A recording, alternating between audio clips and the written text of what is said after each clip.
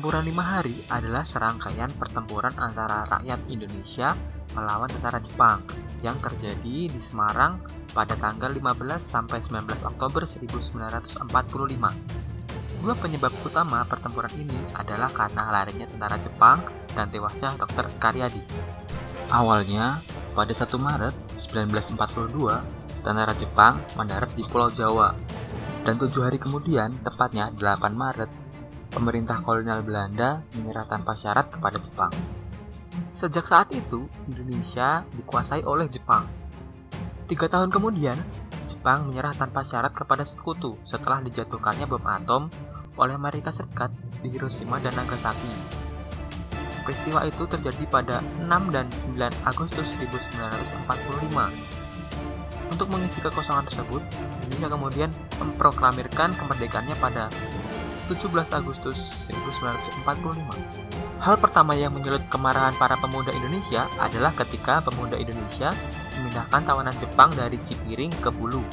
Dan di tengah jalan mereka kabur dan bergabung dengan pasukan Kido Butai di bawah pimpinan Jenderal Nakamura.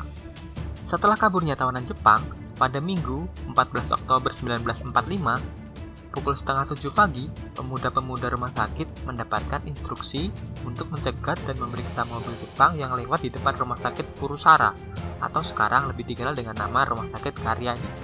Sore harinya, para pemuda ikut aktif mencari tentara Jepang dan kemudian menjebloskannya ke penjara Bulu. Sekitar pukul 6 sore, pasukan Jepang bersenjata lengkap melancarkan serangan mendadak terhadap 8 anggota polisi istimewa yang waktu itu sedang menjaga sumber air minum bagi warga kota Semarang, yaitu reservoir Siranda yang terletak di Candi Lama. Sore itu tersiar kabar tentara Jepang menebarkan racun ke dalam reservoir itu. Sebagai kepala rumah sakit Purusara, Dr. Karyadi berniat memastikan kabar tersebut. Dr. Karyadi kemudian dengan cepat memutuskan untuk segera pergi ke sana. Ternyata dalam perjalanan menuju reservoir Siranda itu, mobil yang ditumpangi Dr. Karyadi dicegat tentara Jepang di Jalan Pandanaran. Dr. Karyadi ditembak secara keji. Ia sempat dibawa ke rumah sakit, namun akhirnya nyawanya tidak tertolong. Ia gugur pada usia 40 tahun.